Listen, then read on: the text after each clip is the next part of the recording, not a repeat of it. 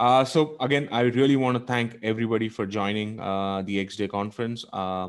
We really appreciate it. Thank you for your time, and thank you for coming and helping us. The agenda for today is I'm just going to give you guys a quick update on what is happening within Question Pro with a product perspective, and then obviously have some time for question answers. And we can also ask me if it's not product related, anything that you guys want. I'd be more than happy to answer you. Okay. Moving to the next one. Okay. So the first things that I want to obviously bring out is Question Pro has launched data centers in Australia. This has been a concern for a couple of our customers, especially who are working within healthcare or insurance or banking industries, right? It's obviously there is by law the data needs to um, be hosted on Australian soil, and that's what we have done finally. We have active data centers within Australia. If you are not connected to the Australian data center right now and you have a Question Pro account, do reach out to us. We can definitely help you out with that.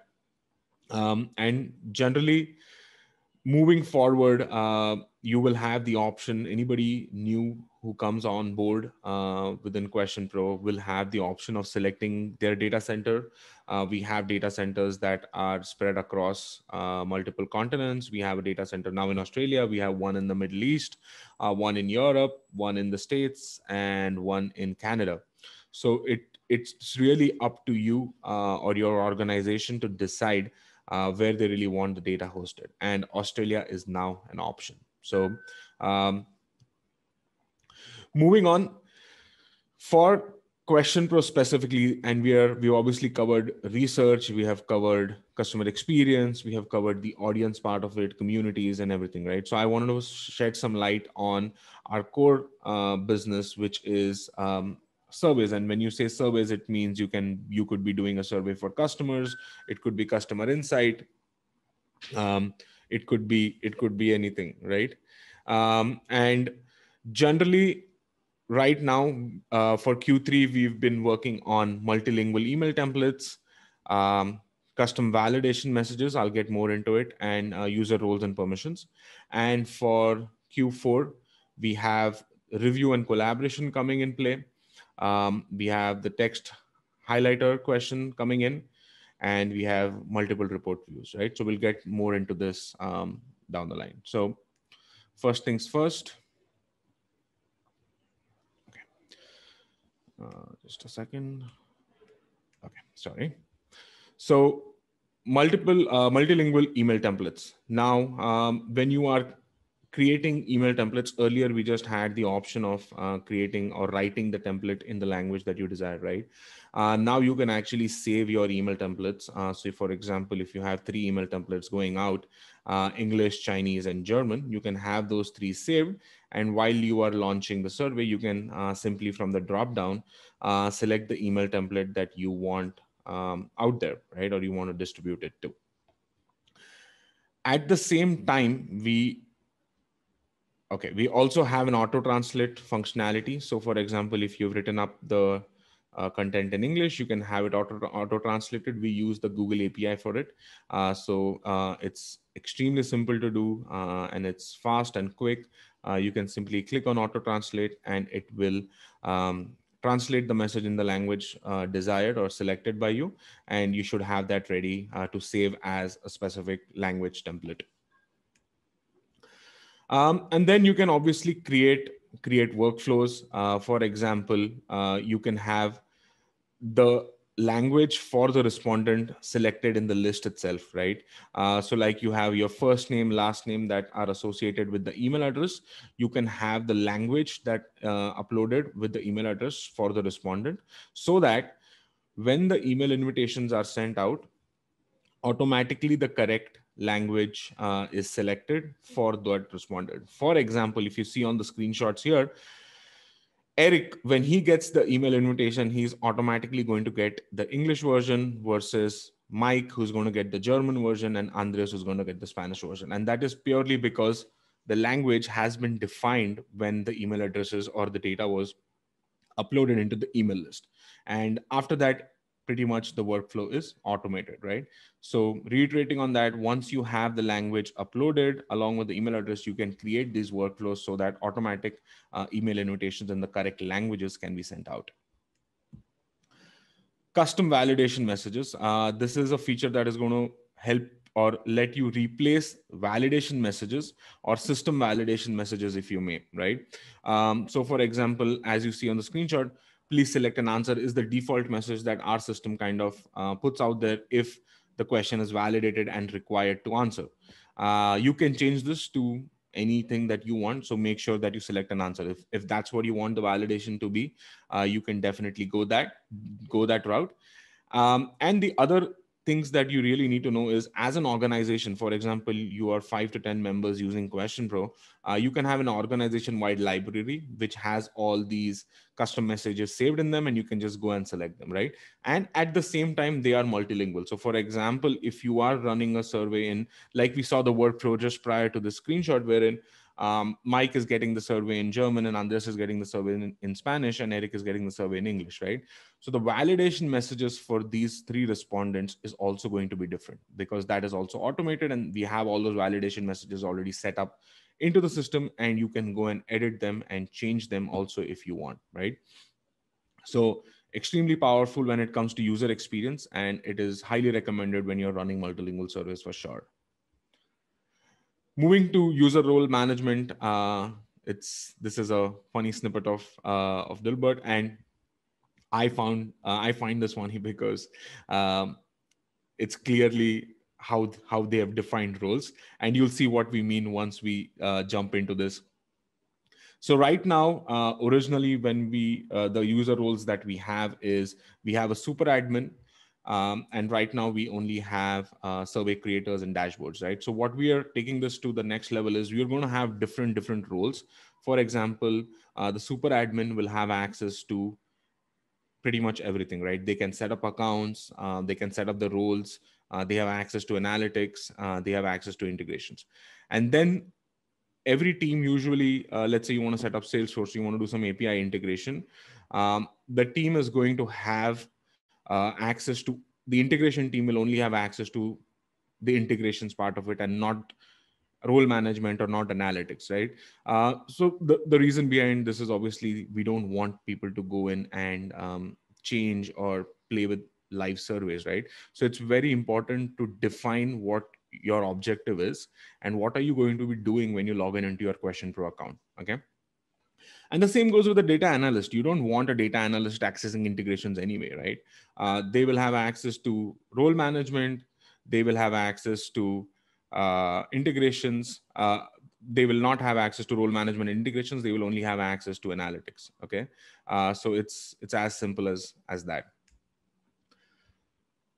The same thing that I said, like for example, if you're a super admin, you will have access to everything. But if you are just working within the integrations team, you will have access only to integrations.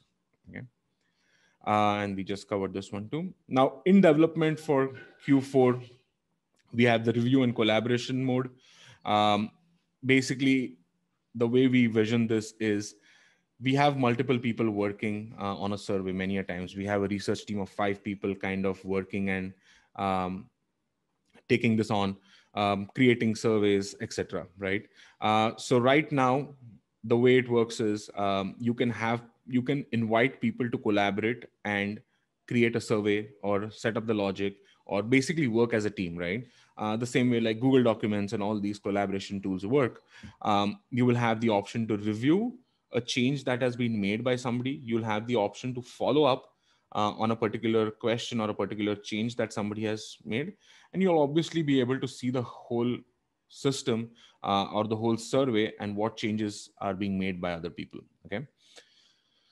The roadmap for collaboration, it is a big project for us. It's one of the biggest projects we are doing here at Question Pro. So the version 1 is what you just saw in the screenshot, which is the review mode. People will be able to review and see the changes that are being made on the survey.